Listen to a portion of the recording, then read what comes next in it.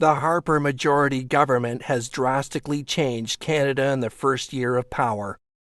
Environmental protections have been gutted, social programs have been reshaped, with corporate taxes continuing to fall. Now, much of this happened in the budget and then in Bill C-38, which they called the Budget Implementation Bill.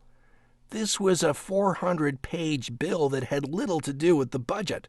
Now, we honestly don't have time to cover everything in this bill, so for now, let's just look at employment insurance and retirement. The new EI provisions in this budget gives the Cabinet the power to change qualification criteria without consulting Parliament. Frequent claimants would be expected to take a 20% hourly pay cut immediately if offered a job similar to their previous work, and a 30% cut if offered after 7 weeks unemployed. Now you might say, hey, that's fine, I've never been on EI. Occasional claimants would be expected to take a 10% cut if offered immediately, 20% if offered after 7 weeks, and 30% cut after 18 weeks. Now perhaps you're thinking, hey, I don't need to worry about this, I've got my job for 7 years secure, snug as a bug.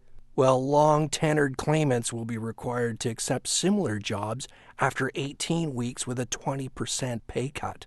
Now let's say you just dodge the bullet altogether and you make it to retirement. Harper's cuts affect that too. He went back on his promise not to touch retirement and in the same budget bill pushed back the age of eligibility of old age security from 65 to 67 years of age, making it more difficult for those hoping to retire and much more difficult for those forced into it.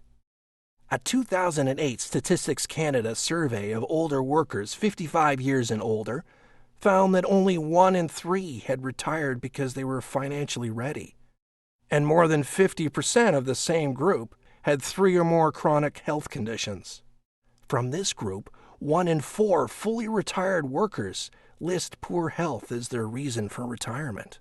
Delaying old age security and guaranteed income supplement until 67 will result in smaller incomes for those who are unable to replace OAS/GIS income.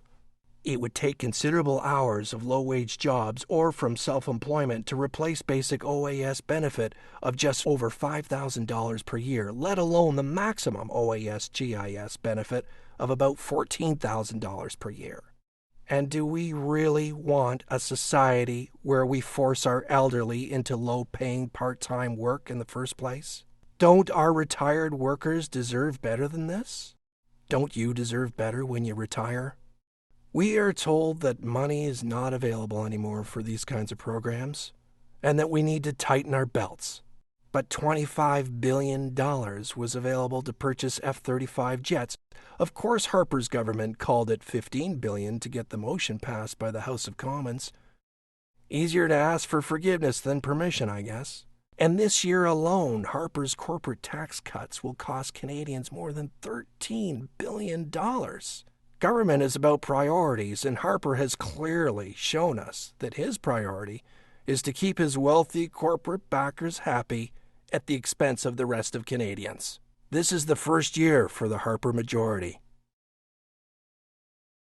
3 more years.